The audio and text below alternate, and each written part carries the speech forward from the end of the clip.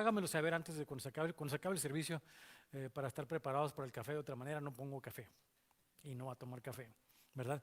Entonces, para saber eso y tiene preguntas, escriba sus preguntas. Aquí vamos a estar, vamos a compartir alimentos, nos sentamos, platicamos y, como dijo Cantinflas, si tiene dudas las hacemos más grandes, ¿verdad? No, vamos a tratar de solucionar esos problemas.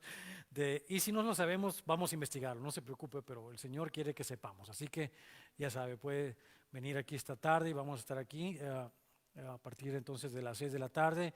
Ya sabe, también el miércoles no hay servicio normal, venimos a tener comunión con la familia.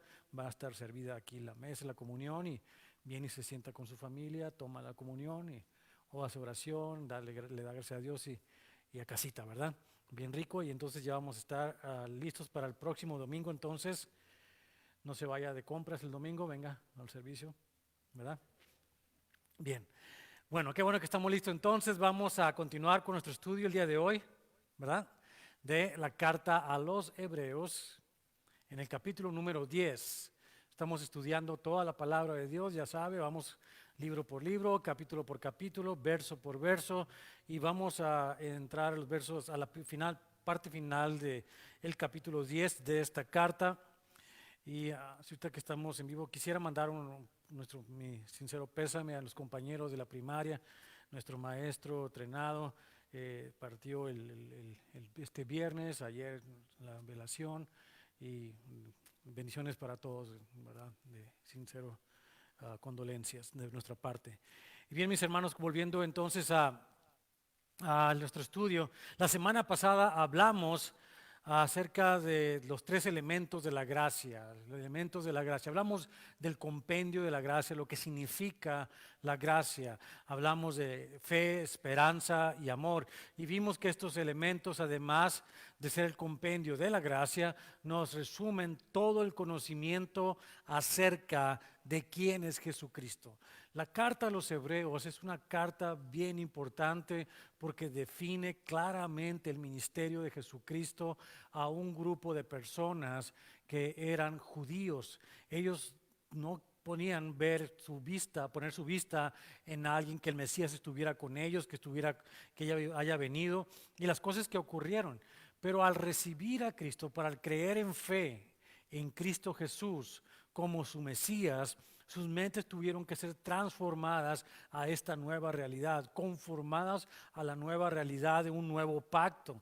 Entonces tuvieron que dejar de pensar en todas esas cosas que ellos tenían tan arraigadas por todas sus vidas, por generaciones y generaciones.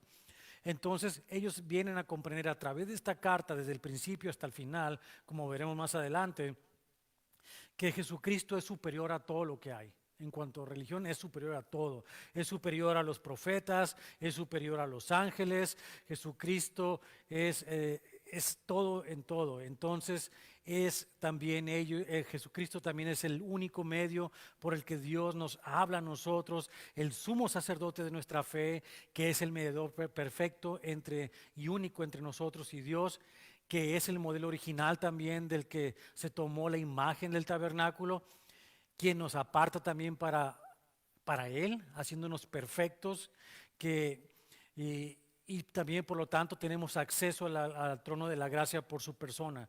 Es por eso que Jesucristo, el Hijo de Dios, debemos entender, es Dios de Dios, es uno y misma esencia con el Padre y con el Espíritu Santo, y podemos a través de Él, únicamente a través de Él, lograr la salvación.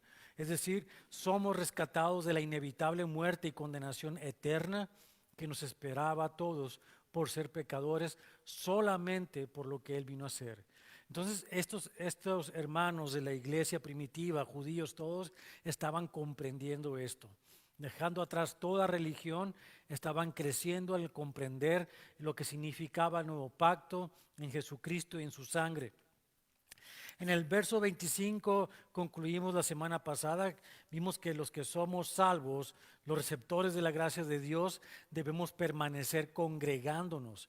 Esa es una de las marcas exteriores de aquellos que somos salvos. ¿Cuál es la otra marca exterior de nosotros los que somos salvos? El amor. practicar el amor al que el Señor nos llamó a vivir. Si practicamos el amor, somos hijos de Dios. Si nos congregamos, somos miembros de una iglesia. Y esto es bien importante, mis hermanos. Muchas personas no se congregan, muchas personas no van a un lugar a reunirse con otros hermanos, a estudiar la palabra de Dios, a tener esta comunión que tenemos nosotros aquí. Y si usted conoce hermanos que no vienen porque no son constantes en ir a una congregación, anímelos a que se acerquen constantemente. Debería ser una excepción en nuestra manera de vivir el dejar de ir a una congregación. Por supuesto, todos tenemos situaciones como familia, ¿verdad? Tiempo de vacaciones que necesitamos también y está perfectamente entendible que tomemos esos pequeños espacios para salir y atender estas situaciones. Pero la norma general, lo normal para nosotros debería ser congregarnos en todo momento. Cada vez que haya oportunidad, todas las semanas, congregarnos y no dejar de asistir a una congregación, porque eso es lo que dijo ese verso 25, no dejando de congregarnos como algunos tienen por costumbre, sino exhortándonos y tanto más cuanto veis que aquel día se acerca. Para los judíos del primer siglo se acercaba la destrucción del templo y ellos no lo sabían, pero Jesús lo había ya profetizado. Para nosotros, mis hermanos, la iglesia, se acerca el día en que el Señor va a venir. El Señor va a venir un día aquí por ti y por mí. Y no estamos listos. No estamos haciendo las cosas del Señor. Tenemos que seguir congregándonos y animándonos, exhortándonos, porque ese tiempo ya está pronto a ocurrir.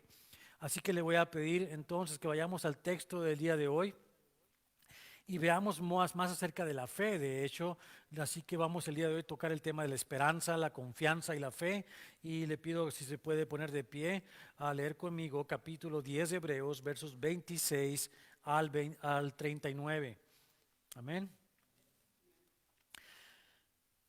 Porque si pecáramos voluntariamente después de haber recibido el conocimiento de la verdad, ya no queda más sacrificio por los pecados, sino una horrenda expectación de juicio y de hervor de fuego que ha de devorar a los adversarios.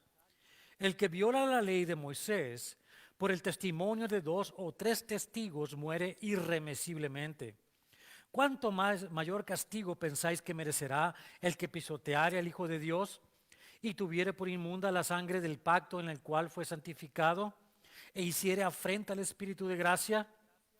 Pues conocemos al que dijo, mía es la venganza, yo daré el pago, dice el Señor. Y otra vez, el Señor juzgará a su pueblo. Horrenda cosa es caer en manos del Dios vivo. Pero traed a la memoria los días pasados, en los cuales, después de haber sido iluminados, sostuvisteis gran combate de padecimientos. Por una parte, ciertamente con vituperios y tribulaciones fuisteis hechos espectáculo, y por otra, llegasteis a ser compañeros de los que estaban en una situación semejante. Porque de los presos también os compadecisteis, y el despojo de vuestros bienes sufristeis con gozo, sabiendo que tenéis en vosotros una mejor y perdurable herencia en los cielos. No perdáis pues vuestra confianza, que tiene grande galardón, porque os es necesaria la paciencia para que, habiendo hecho la voluntad de Dios, obtengáis la promesa, porque aún un poquito, y el que ha de venir vendrá y no tardará, mas el justo vivirá por fe, y si retrocediere, no agradará a mi alma. Pero nosotros no somos de los que retroceden para perdición, sino de los que tienen fe para preservación del alma. Y el que tiene oídos para oír, que escuche lo que el Espíritu habla en esta mañana. Señor, necesitamos que nos hables en esta mañana, en estas palabras que pueden parecer difíciles de entender para algunos, duras para otros, pero que no nos quedemos ahí, sino que veamos lo que hay en esta comparación entre lo que no debemos de ser y en lo que podemos gozar. Y gozarnos ampliamente en nuestra esperanza, en la fe que tenemos, en la paciencia mientras llega el tiempo. Señor, tú eres bueno, tú eres grande, tú eres todopoderoso. Háblanos de manera que comprendamos esa gracia tan grande que tenemos en ti. que pueda nuestra mente recibir por medio de la obra de tu Espíritu Santo el mensaje que nos habla acerca de la esperanza que hay en Cristo. Gracias te damos, Señor, porque siendo pecadores no nos has desechado, sino que enviaste a tu Hijo a morir por nosotros y nos has dado vida eterna desde ya. Y las promesas son amén en ti. Y sabemos, Señor, que podemos gozarnos de este lado del cielo aún en medio de las pruebas que estamos viviendo y sufriendo. Gracias te damos, Señor, porque seguramente esta tarde misma, esta mañana, nos hablarás de manera que nuestra mente sea renovada y podamos hacer toda la voluntad tuya, Señor, a lo cual nos has llamado a cumplir. Gracias porque eres tan bueno con nosotros, Señor. Gracias por fijarte en cada uno de nosotros y abundar en tu gracia ahí donde nosotros hemos fallado. Bendito sea, gracias te damos por todo, en el nombre de Jesucristo. Amén. Puede sentarse. Hermanos, uno de los objetivos de la iglesia, considerándola como la congregación de los santos, es la de exhortarnos unos a otros en amor al conocimiento y obediencia de la persona de Dios Padre, Hijo y Espíritu Santo, por medio del estudio de la palabra de Dios. En el verso 26, con el que comenzamos el día de hoy nuestro estudio, en realidad es una consecuencia negativa de no hacer lo que el verso 25 dice, el verso que le leí hace un momento, que decía, no dejando de congregarnos como algunos tienen por costumbre, sino exhortándonos y tanto más cuando veis que aquel día se acerca. ¿Sabe? Jesús nos ama tanto y desea que estemos juntos compartiendo en el amor. De otra manera estaríamos perdidos. Es terrible pensar que podemos obtener beneficio de ser cristianos, si nos llamamos tales, y no estar congregándonos. No puede ocurrir tal cosa.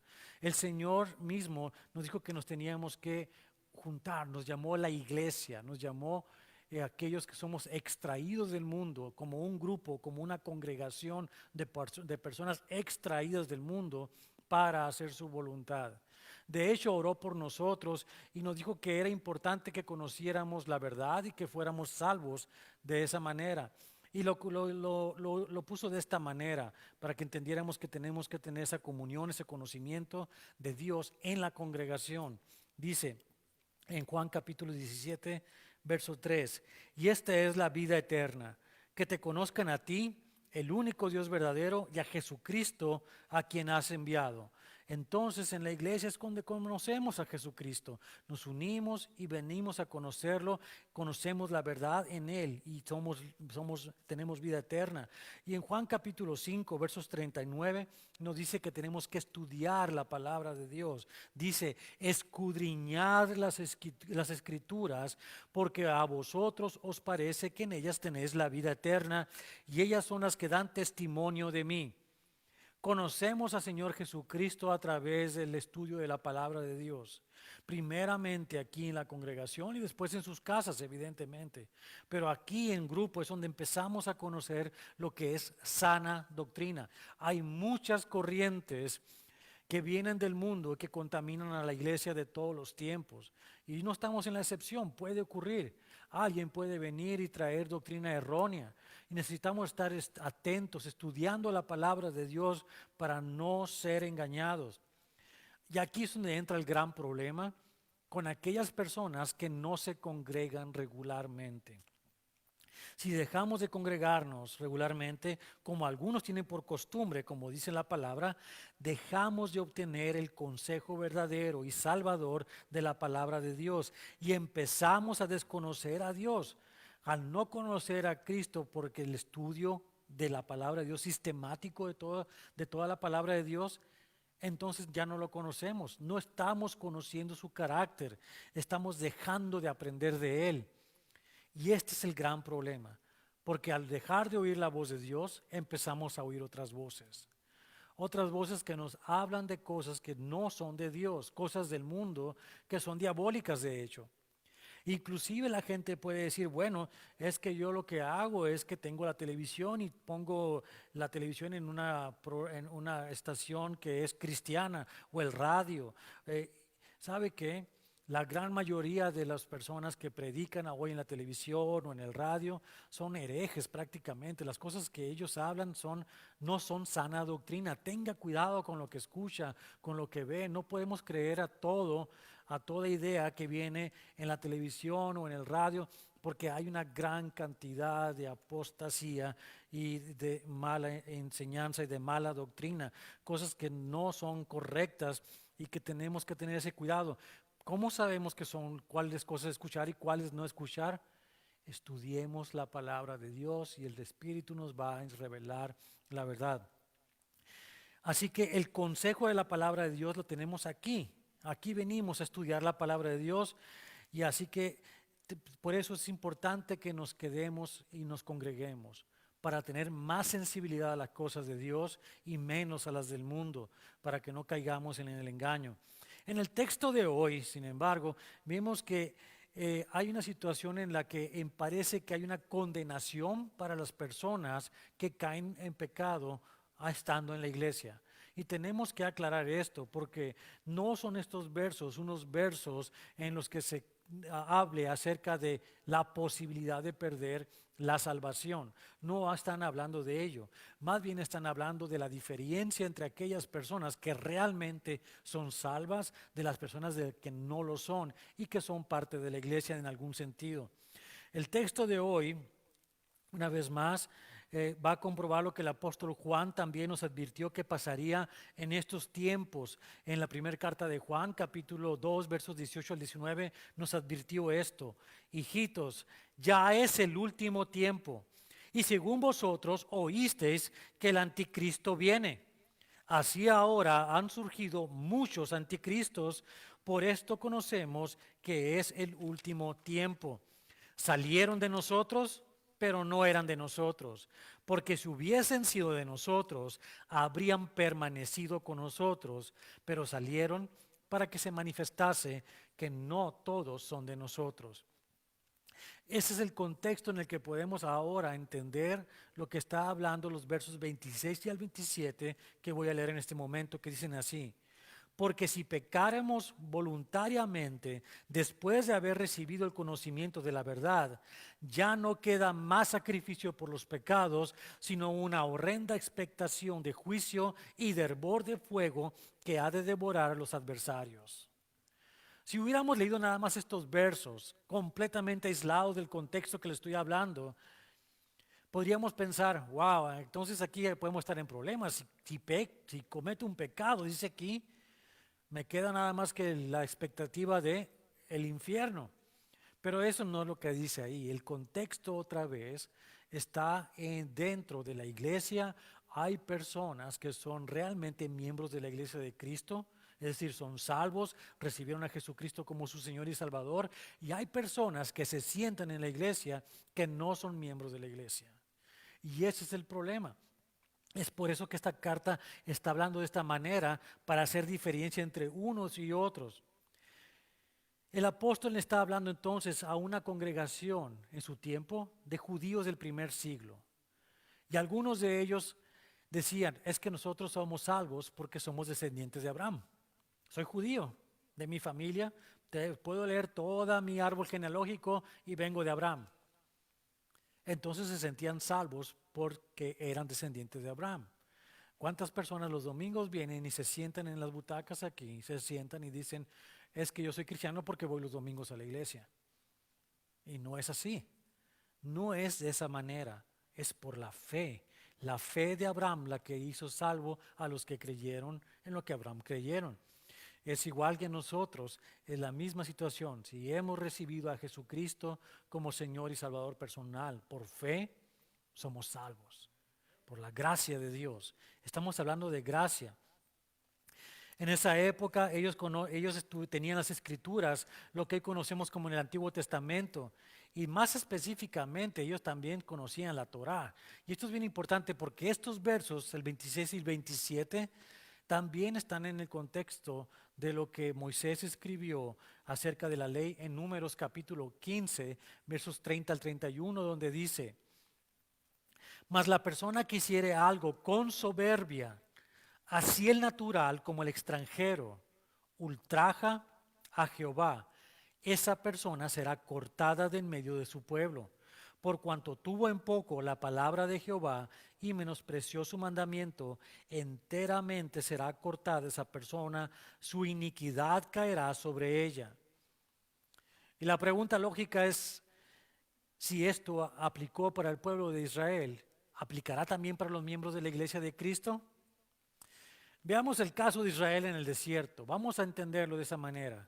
En primer lugar, después de 400 años de vivir en el mundo de pecado en Egipto, habiéndose olvidado de quién era el Dios de Abraham, de Isaac y de Israel, estas personas estuvieron 400 años en Egipto como esclavos. No tenían tiempo para su religión, no tenían tiempo para adorar a Dios, simplemente tenían que trabajar de noche y de día, trabajar y trabajar y trabajar, y ver que había ídolos en la tierra de Egipto y tal vez hasta pensar que ellos eran dioses en realidad. Ahí estaban ellos. ¿Y sabe cómo estaban? Muertos en sus pecados, muertos, sin posibilidad de voltear a buscar al Dios verdadero. Muchos de nosotros, es decir, todos de hecho, antes de venir a los pies de Cristo, estamos todos muertos en nuestros pecados, muertos en nuestros pecados. De esa misma manera, entonces, un tiempo después de esos 400 años, Dios levanta a Moisés y le habla a él y le dice: saca a este pueblo de aquí, a mi pueblo, para que vayan y me adoren a mí. Y se aparece a Moisés, y por medio de los 10 plagas que podemos leer en el libro de Éxodo, vemos como Moisés saca al pueblo de Israel de Egipto, inclusive a través de abrirse el mar muerto y cruzar por él, por tierra seca, hasta el otro lado. Todo es maravilloso. ¿Y ustedes creen que ellos creyeron, que los israelitas creyeron a Dios porque vieron estas maravillas? La respuesta es no, no creyeron. No creyeron, no pudieron tener fe. ¿Cuánta gente dice que cree en Dios pero no le cree a Dios? Mucha gente. La mayoría de la gente creen en un Dios, pero no creen en el Dios verdadero. No creen en su poder para hacer su voluntad y limpiarnos de todo lo malo que hemos hecho. Ese es el caso con Egipto. Apenas pasados unos cuantas semanas, Moisés subió al monte Sinaí, y mientras él estaba ahí, ¿qué hicieron ellos? Le dijeron a Aarón: haznos un ídolo, necesitamos un ídolo como los que teníamos en Egipto. Porque ellos todavía estaban sin creer en el Dios verdadero. Tan grande fue su incredulidad que cuando por fin, después de unos cuantos meses, llegaron a la frontera de la tierra prometida, mandaron 12 espías, ¿verdad? 12 espías, ahí van los 12 espías a ver qué había dentro de la tierra. Regresan y 10 de ellos dicen: hay gigantes en esa tierra, nos van a comer vivos, nos van a hacer pedazos, no podemos entrar a ese lugar. Y era Dios el que había dicho que los iba a meter a esa tierra. 2 de ellos, Caleb y Josué, dijeron el reporte contrario: sí, hay gigantes en esa tierra, pero Dios es más grande, los vamos a devorar nosotros a ellos. Pero la mayoría ganó y no le creyeron a ellos, y fue suficiente para que se quedaran 40 años en el desierto hasta que todos ellos murieran ahí. La incredulidad de ellos, la afrenta, el no creerle a Dios, el de hacer las cosas mal y pecar. ¿Sabe por qué? Por soberbia. Cuando uno piensa que puede hacer las cosas, cuando uno piensa que todavía tiene control sobre la vida, sobre las cosas que nos ocurren alrededor, cuando pensamos que nosotros vamos a solucionar nuestros problemas, no estamos creyendo en el Dios vivo. No creemos en Él. Porque si creyéramos en Él, estaríamos confiados que Él va a solucionar nuestros problemas, que Él nos va a sacar adelante, y dejaríamos de luchar en nuestras fuerzas y esperaríamos en el Señor y obedeceríamos y nos moveríamos libremente en fe a hacer su voluntad. Pero no queremos creer en Él. Decimos: ahí está Dios, grande y poderoso, pero a mí mi problema Él no me lo va a solucionar. Eso se llama soberbia. Y la soberbia, como vimos en Números capítulo 15, termina por cortarnos y darnos muerte. Ese es el contexto en que Juan también habló a la iglesia y dijo: no todos son de Cristo, no todos, sino que hay algunos anticristos entre nosotros. En la iglesia donde estamos sentados con nosotros, alrededor de nosotros, hay personas que no son de Cristo. Hay personas que no son miembros de la iglesia realmente. Y ese es un gran problema que hay que solucionar. Si tú vienes en esta mañana y no has creído que Jesucristo es tu Señor y Salvador, este es el día en que tú puedes creer en Él. Este es el día en que tú debes voltear a Él y decir, Señor, yo creo en ti, en lo que tú vas a hacer en mí. Y ser parte de la segunda parte de nuestro estudio del día de hoy y no de la primera parte en la que habla de tanta condenación y cosas terribles. Vemos que entonces que la soberbia es terrible y trae consecuencias realmente horrendas. El verso 28 y 29 dice de esta manera: el que viola la ley de Moisés por el testimonio de 2 o 3 testigos muere irremisiblemente. ¿Cuánto mayor castigo pensáis que merecerá el que pisoteare al Hijo de Dios y tuviere por inmunda la sangre del pacto en el cual fue santificado e hiciere afrenta al Espíritu de la gracia? Es una pregunta retórica que nos debe sacudir la conciencia a todos. Debe llevarnos al terror que experimentan aquellos que no son salvos de la ira de Dios. No valorar el sacrificio de Jesucristo en la cruz del Calvario es sinónimo del pecado imperdonable de la blasfemia contra el Espíritu Santo. Es como dice aquí mismo, una afrenta al Espíritu de la gracia. Cuando una persona cuestiona o duda que la sangre de Cristo es suficiente para limpiarnos de todo pecado y piensa que hay algo que ella o alguien más tiene que hacer para que ella sea perdonada de sus pecados, entonces está pisoteando al Hijo de Dios. Ese es el asunto. O creemos que es suficiente la sangre de Cristo para limpiarnos, o estamos en un mal lugar. Es aquí donde entra la comparación una vez más contra lo que no son, con lo que no es la doctrina de la gracia. Y de hecho contra el dogma herético del purgatorio, que es aberrante realmente. Es una contradicción bíblica de la gracia. En ese concepto del purgatorio, una persona puede pasar millones de años en el purgatorio tratando de, a través de su sufrimiento, pagar lo que debe, lo cual es completamente ridículo, incongruente con la palabra de Dios, y realmente lo que está haciendo es una afrenta a la sangre de Cristo, pisoteando el nombre de Jesús. Eso es lo que significa la doctrina del purgatorio. Es algo terrible. La verdad bíblica es la de la sola gratia, que despertó el movimiento de la reforma y separó la iglesia verdadera de la religión de las obras. Por gracia sois salvos, por fe en Jesucristo. Y la fe es un regalo de Dios, ni siquiera es de nosotros. No era tuyo ni mío. ¿Por qué? Porque estábamos muertos. ¿Ha escuchado a un muerto hablar? ¿Ha visto un muerto caminar? No, ¿verdad? Nosotros tampoco podíamos. Pero el Señor nos habló y nos dio fe suficiente para creer en Jesucristo y vinimos a la vida. Y tenemos vida eterna a partir de ello. Ese es el mensaje del Evangelio y es algo que debemos entender. Esto es bien importante. El que tiene oídos para oír, que escuche esto. Solo gracia. La fe en Jesucristo, no por obras. El verso 30 dice: pues conocemos al que dijo, mía es la venganza, yo daré el pago, dice el Señor. Y otra vez, el Señor juzgará a su pueblo. El Señor va a juzgar a su pueblo. En la iglesia evangélica moderna, contemporánea, se ha venido permeando desde hace ya unos 50 años o más un concepto herético acerca del carácter moral de Dios, alegando que Dios es amor, y lo es. El hombre no puede concebir en su mente que Dios nos envíe al infierno por haber pecado. Si nos ama, dicen ellos, nos perdona todo y ya, a todo mundo. Se llama universalismo. Toda la gente se va al cielo. ¿Por qué? Porque Dios es amor. No. Al parecer esta iglesia no ha querido escuchar que si bien es cierto Dios es amor, Dios también es justo, vengador y celoso.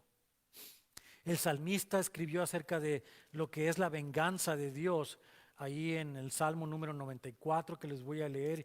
Ponga atención a las líneas de este Salmo, lo que dice: Jehová, Dios de las venganzas, Dios de las venganzas, muéstrate. Engrandécete, oh juez de la tierra. Da el pago a los soberbios. ¿Hasta cuándo los impíos? ¿Hasta cuándo, oh Jehová, se gozarán los impíos? ¿Hasta cuándo hablarán cosas duras y se vanagloriarán todos los que hacen iniquidad? A tu pueblo, oh Jehová, quebrantan, y a tu heredad afligen. A la viuda y al extranjero matan, y a los huérfanos quitan la vida. Y dijeron: no verá Jah, ni entenderá el Dios de Jacob. Entended, necios del pueblo, y vosotros fatuos, ¿cuándo seréis sabios? El que hizo el oído no oirá, el que formó el ojo no verá, el que castiga a las naciones no reprenderá. ¿No sabrá el que enseña al hombre la ciencia? Jehová conoce los pensamientos de los hombres, que son vanidad. Bienaventurado el hombre a quien tú, Jah, corriges y en tu ley lo instruyes, para hacerles descansar de los días de aflicción, en tanto que para el impío se cava el hoyo. Porque no abandonará Jehová a su pueblo, ni desamparará su heredad, sino que el juicio será vuelto a la justicia, y en pos de ella irán todos los rectos de corazón. ¿Quién se levantará por mí contra los malignos? ¿Quién estará por mí contra los que hacen iniquidad? Si no me ayudara Jehová, pronto moraría mi alma en el silencio. Cuando yo decía: mi pie resbala, tu misericordia, oh Jehová, me sustentaba. En la multitud de mis pensamientos dentro de mí, tus consolaciones alegraban mi alma. Se juntará contigo el trono de iniquidades, que hace agravio bajo la forma de ley. Se juntan contra la vida del justo y condenan la sangre inocente. Mas Jehová me ha sido por refugio y mi Dios por roca de mi confianza. Y él hará volver sobre ellos su iniquidad, y los destruirá en su propia maldad. Los destruirá Jehová nuestro Dios. Sí, Dios es justo y va a hacer justicia. Es algo que debe estar claro en nosotros. Podemos comparar este verso 30 también de Hebreos 10 con el verso 35 del capítulo 32 de Deuteronomio, donde dice: mía es la venganza y la retribución. A su tiempo su pie resbalará, porque el día de su aflicción está cercano y lo que les está preparado se apresura. Evidentemente hay una gran diferencia entre aquellos que fueron israelitas en la carne de los que lo fueron por la fe de Abraham. De igual manera que hay una gran diferencia entre aquellos que se autodenominan cristianos, llenos de soberbia, que sabiendo lo que a Dios le agrada, hacen lo que a ellos les place, conformando sus mentes al mundo, y no desean conformarse a la mente de Cristo. Y aquellos, por otro lado, que cuidan con temor y temblor su salvación, porque saben quién es Dios y el gran regalo de la gracia que han recibido. Para aquellos que no han creído y recibido al Señor, entonces, como dice el verso 31, horrenda cosa es caer en manos del Dios vivo. Horrenda cosa es caer en manos del Dios vivo. ¿Quiénes van a caer ahí? Aquellos que no recibieron a Jesucristo como su Señor y su Salvador personal. Pero ahora, mis hermanos, hablemos de mejores cosas, porque esto es para aquellos que no creyeron, y yo sé que todos ustedes son salvos, que ustedes creyeron en su corazón, lo han entregado al Señor Jesucristo. Y si no es así, acércate a mí al final del servicio para que tengas seguridad de salvación. Recibe a Jesucristo tu día. Este es el día de la salvación. Pero si eres de los que ya han recibido a Jesucristo, entonces avancemos a la segunda parte de estos versos que son bien importantes para nosotros, que no estamos ahí. Versos 32 al 34 dice: pero traed a la memoria los días pasados, en los cuales, después de haber sido iluminados, sostuvisteis grande combate de padecimientos. Por una parte, ciertamente con vituperios y tribulaciones fuisteis hechos espectáculo, y por otra, llegasteis a ser compañeros de los que estaban en una situación semejante. Porque de los presos también os compadecisteis, y el despojo de vuestros bienes sufristeis con gozo, sabiendo que tenéis en vosotros una mejor y perdurable herencia en los cielos. Le doy gracias a Dios en el Espíritu Santo que inspiró al apóstol a continuar con el contraste de la esperanza de los que vivimos bajo la gracia de Dios. Es como cuando estudiamos la primera carta de Juan, en negro y en blanco y negro, como le quiera llamar. ¿Sabe? No hay tonos grises en cuanto a la salvación. O eres salvo o no lo eres, pero no puede decir soy medio salvo, como que voy a llegar, no. O eres o no lo eres. ¿Eres miembro de la iglesia o no lo eres? Tú como yo que estamos aquí esta mañana podemos recordar nuestro caminar en el Señor. Y saben, muchos han padecido situaciones difíciles. Desde el momento que recibiste a Cristo, te enfermaste. Las cosas se pusieron difíciles en todas partes. Te cerraron las puertas.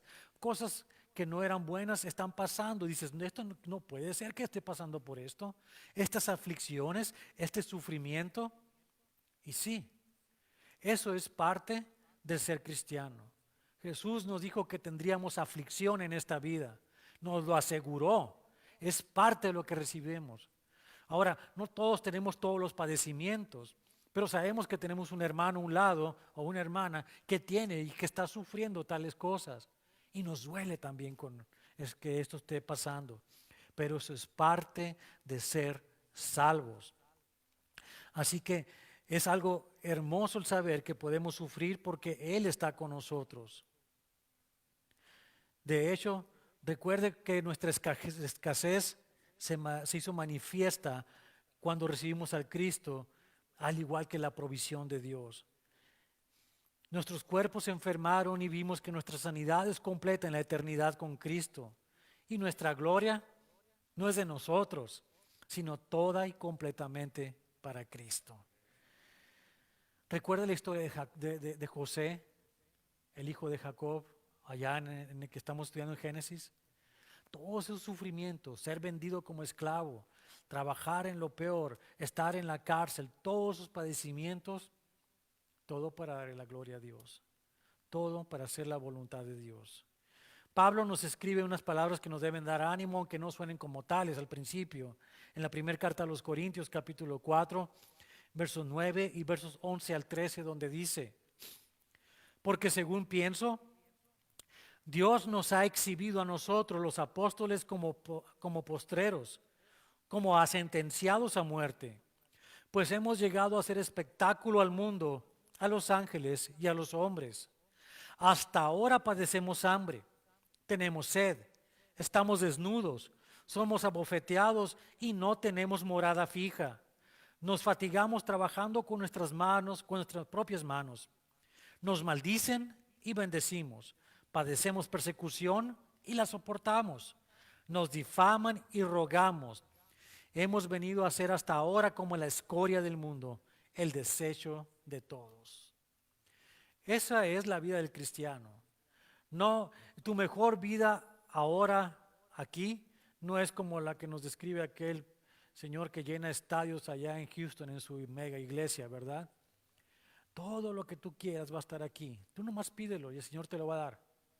No, no se trata de eso. No se trata de mi riqueza personal. No se trata de mi satisfacción personal. No se trata de que yo sea el número uno en la fila. Se trata de quién es Dios sobre todas las cosas. Quien nos ama verdaderamente y que suple todas nuestras necesidades en medio de la necesidad. Eso es. Ese es el verdadero mensaje del Evangelio. Esa es la esperanza que tenemos nosotros que estamos en Cristo, que vamos a padecer, pero Cristo está con nosotros todo el tiempo. Él está contigo en medio de tu sufrimiento. Él está aquí contigo. Esa es la gran bendición que tenemos todos nosotros. Por eso el verso 35 nos dice de esta manera: no perdáis pues vuestra confianza, que tiene grande galardón. ¿Quién es el capitán de nuestra embarcación? Cristo. Sus promesas son ciertas porque Él es confiable. En segunda carta de Pedro, capítulo 1, versos 3 al 4, vemos esas promesas, ¿cómo son? Dice, como todas las cosas que pertenecen a la vida y a la piedad nos han sido dadas por su divino poder, mediante el conocimiento de aquel que nos llamó por su gloria y excelencia, por medio de las cuales nos ha dado preciosas y grandísimas promesas, para que por ellas llegaseis a ser participantes de la naturaleza divina, habiendo huido de la corrupción que hay en el mundo a causa de la concupiscencia. Sí, las promesas son grandes, son preciosas y tienen que ver con ser coparticipantes de la naturaleza divina de Cristo. Eso es lo importante. Versos 36 al 38, ya sabemos que tenemos esperanza. Pero ¿sabe una cosa interesante de la esperanza? La esperanza no es esperanza a menos que tengamos paciencia. Porque si decimos, yo tengo esperanza, pero ya quiero que me hagan mi milagro, esa no es esperanza. Digo, es que hoy, este es el día, Señor, en que necesito que me des lo que yo tengo. Necesito mi cuerpo sano, necesito mi casa restablecida, necesito que me regresen lo que me tomaron, necesito todo ya. Entonces ese Dios no es el Dios de Israel, ese no es el Dios verdadero y tú no tienes esperanza. Tú tienes un capricho. Esperanza implica paciencia. Vemos lo que dice el verso 36 al 38. Porque os es necesaria la paciencia para que habiendo hecho la voluntad de Dios, obtengáis la promesa. Porque aún un poquito y el que ha de venir vendrá y no tardará, mas el justo vivirá por fe, y si retrocediere, no agradará a mi alma. Entonces vemos que la paciencia es necesaria para que tengamos esperanza, y la esperanza nos lleva y nos motiva a la fe. La fe permanece porque mantenemos la esperanza viva, confiando y esperando pacientemente a que Dios haga las cosas. ¿Sabe una cosa bien importante acerca del carácter de Dios? Él nunca llega tarde. Si Él tiene una promesa para ti, la promesa de Dios nunca va a llegar tarde. Pero también te dejo decirte también, nunca va a llegar antes de tiempo. Es en el tiempo oportuno del Señor. Pero mientras tanto, ¿tienes paciencia para esperar al Señor? ¿Tienes paciencia? Porque si no tienes paciencia y estás impaciente y pataleando porque tú quieres tu milagro el día de hoy, entonces no tienes esperanza. Si tienes esperanza, puedes soportar la prueba que estás pasando el día de hoy y puedes esperar en que el Señor va a hacer su obra en ti y siempre va a ser buena, siempre. Son las promesas del Señor siempre buenas. Colosenses 1:11 nos dice Pablo, fortalecidos con todo poder, conforme a la potencia de su gloria, para toda paciencia y longanimidad. Es decir, podemos esperar y podemos tener paciencia por el poder que Dios nos da de esperar. Y en Habacuc capítulo 2, verso 3 nos dice, aunque la visión tardara aún por un tiempo, mas se apresura hacia el fin y no mentirá. Aunque tardare, espéralo, porque sin duda vendrá, no tardará. La promesa va a llegar a tu vida. La promesa de Dios se va a cumplir. La esperanza y paciencia son finalmente elementos claves de la fe, la cual explicaremos más en detalle en el próximo capítulo. Pero mientras tanto, mis hermanos, recordemos que si somos realmente salvos, es decir, si hemos creído y recibido a Jesucristo como nuestro Señor y Salvador, no seremos entonces necios y soberbios para rechazar su corrección. Sus pruebas y aflicciones sobre nuestras vidas nos sirven porque nos están llevando por medio de ellas a sostenernos en la esperanza por medio de la paciencia para que nuestra fe permanezca hasta el final. El verso 39 con el que cierro es muy importante. Pero si nosotros somos de los que retroceden para perdición, Pero nosotros no somos de los que retroceden para perdición, sino de los que tienen fe para preservación del alma. La gente habla muchas veces en la jerga cristiana de que hay cristianos que se van para atrás. Dicen, cristianos que se cayeron, se resbalaron. Backslide dicen en inglés, ¿verdad? ¿Has escuchado eso? Es una mentira del diablo. No hay tal cosa. Solamente una persona puede ir backslide, como dicen, es decir, volver a practicar el pecado si no ha sido salvo en primer lugar. Eso es lo que debemos entender. Una cosa es que caigamos en un pecado, porque todos vamos a caer en pecado. Y otra cosa es practicar el pecado. Juan escribió en su primera carta que los que practican el pecado son hijos del diablo, no hijos de Dios. Eso es lo que dice la palabra de Dios. Entonces no podemos decir tal cosa, que una persona volvió atrás, retrocede como estamos leyendo aquí. Nosotros, los que somos salvos, no somos de los que retroceden porque no podemos. Porque Jesús es el capitán de nuestra nave. Él es el que nos lleva a buen término.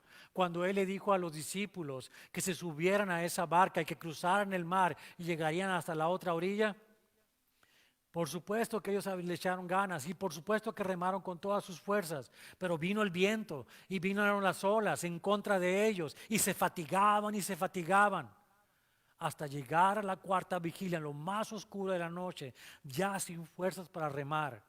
Jesús vino a ellos, a la barca, y entrando con ellos, llegaron a la orilla. ¿Se da cuenta? Vas a llegar a la otra orilla. No importa lo que la gente diga, no importa, porque sabes una cosa, tú le perteneces al Señor. Él es tu capitán, así que tú y yo no podemos ser como los que retroceden para perdición. No hay tal cosa, es imposible, es lo que nos está diciendo la palabra de Dios, sino que nosotros somos de los que tienen fe, porque de otra manera no hubiéramos creído. Fe que Él mismo nos dio a nosotros. Él te llamó y te puso fe para creer en Él y por lo tanto eres salvo. Si tienes entonces esa fe que Él te ha dado, no la puedes perder porque es un regalo que Él te dio a ti. Fue impuesta en ti. No es tuya de que a ti te nació fe para creer en el Señor. Él te puso la fe y habiendo creído en Él no te puedes perder. Te vas a preservar hasta el final para el Señor. Ese es el concepto de la fe y la gracia que el día de hoy debemos llevarnos bien claro a casa. No podemos caer. Llévalo en su mente. El Señor cumplirá sus promesas en tu vida y a Él va a ser toda la gloria. No a ti, no a mí, porque tú y yo no pudimos hacer nada para hacerlo.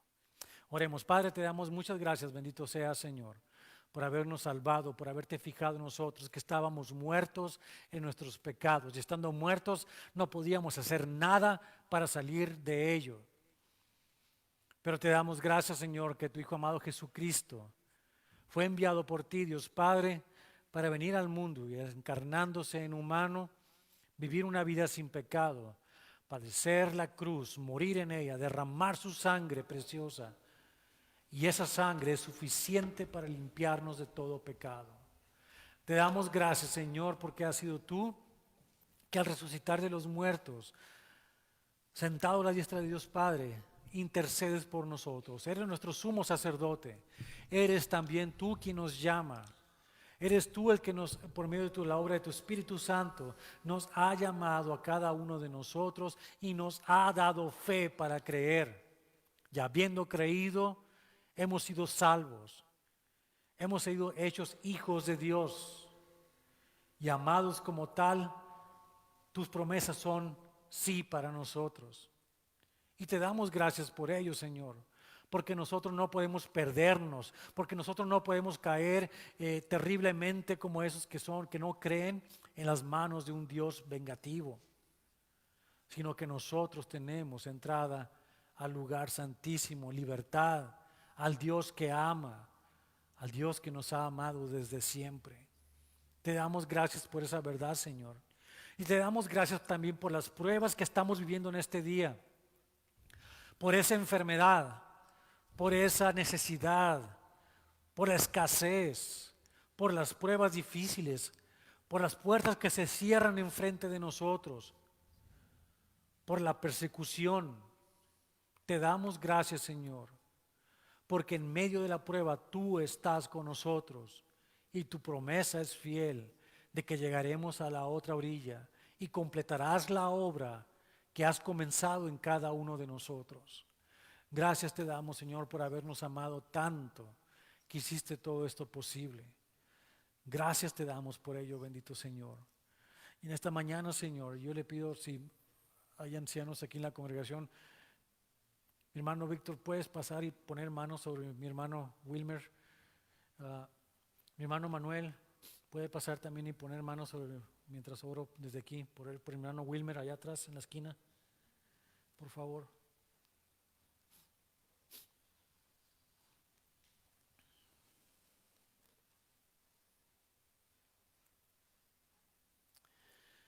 Señor, te doy gracias por la vida de nuestro hermano Wilmer y te pido, Padre bendito, en el nombre de Jesús, que traigas sanidad a su cuerpo. Quita la angustia de su alma. Fortalece su fe en medio de esta prueba. Dale esperanza y paciencia para soportar la prueba que su cuerpo está luchando en este mismo momento. Restablécele en salud, Señor. Te damos gracias porque sabemos que nos escuchas, Señor, y tu palabra dice que si alguien estuviera enfermo, que vengan los ancianos de la iglesia, y la oración del justo, no en nuestros méritos, sino en los tuyos, Señor, sanará al enfermo. Padre, si hubiera pecado, dice también, los serán perdonados sus pecados. Y Señor, te damos gracias porque eres grande para hacer eso, no solo para él, sino para todos nosotros, porque tú eres poderoso, Dios, y no nosotros. Sana su cuerpo, Señor, te pedimos. Levanta esa familia, Señor.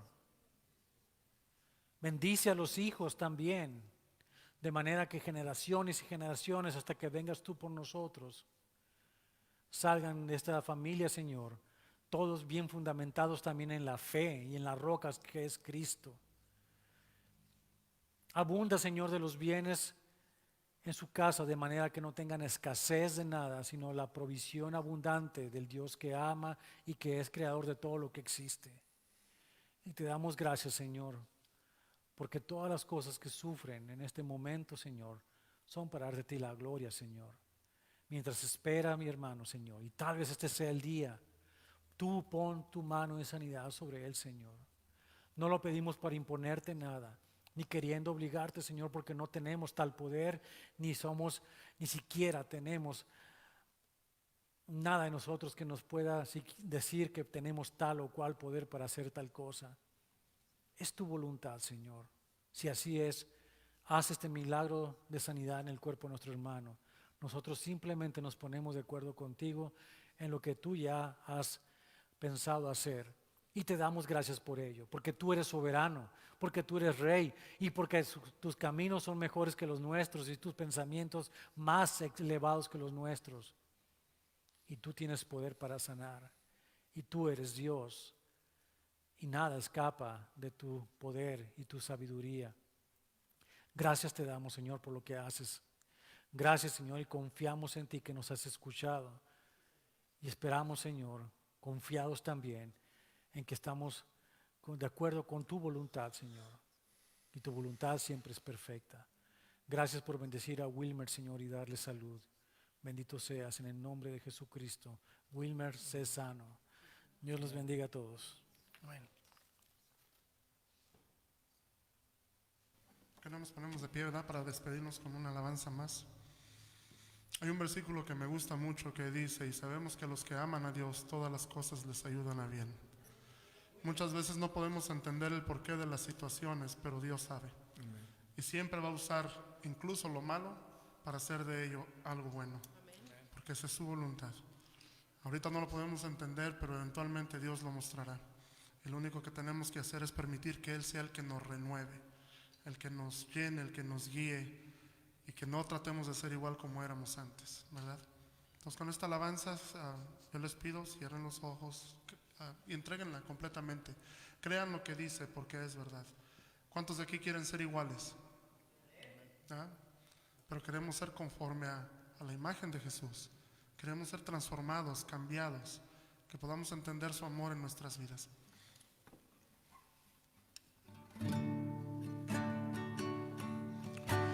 Renuévame,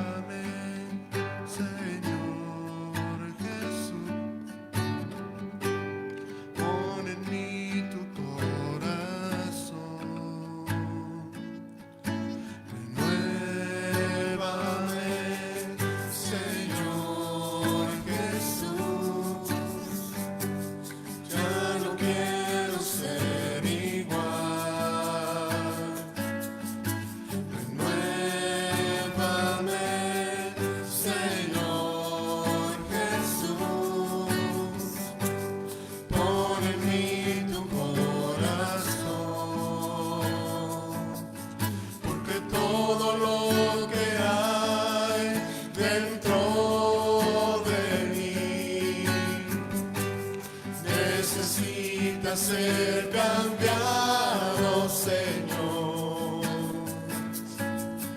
porque todo lo que hay dentro de mi corazón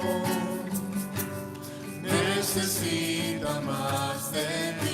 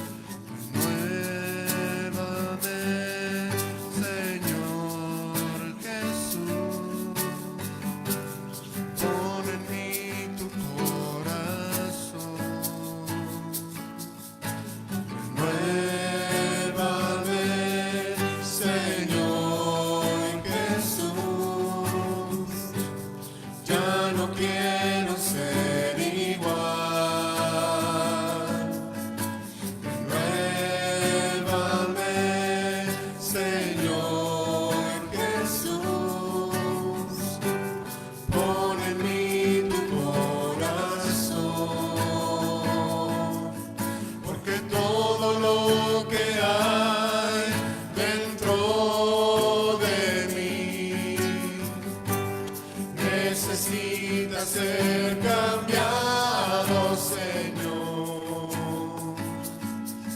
porque todo lo que hay dentro de mi corazón necesita más de ti, porque todo lo que hay dentro de mí necesita ser cambiado, Señor, porque todo lo que hay dentro de mi corazón necesita más de ti, necesita más de ti. Necesita más de ti.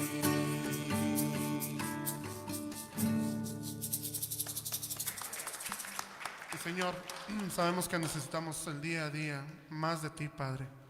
Venimos ante ti, Señor, y nos unimos en oración, Señor, con nuestro hermano Wilmer. No dudamos en lo absoluto, Padre, que tú tienes la capacidad de hacer milagros, Señor. Lo único que tenemos que hacer es creer y confiar en ti, Dios. Hemos visto tantos milagros en esta iglesia, Padre, en tantas personas, que uno más para ti, Señor, ¿qué es? Venimos, te imploramos, Padre, que permitas ver un milagro más a nosotros, Señor, a través de la vida de Wilmer. Lo ponemos y lo entregamos en tus manos, Dios, para que hagas tu perfecta voluntad.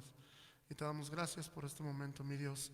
Ahora llévanos con bien hasta casa, que podamos disfrutar el resto del día en compañía de la familia, mi Dios. Y gracias por la bendición de podernos haber levantado en este día, Señor, para venirte y servirte, para adorarte y alabarte, Señor. Gracias te damos en el nombre de tu Hijo amado, Cristo Jesús. Amén. Estamos despedidos, hermanos.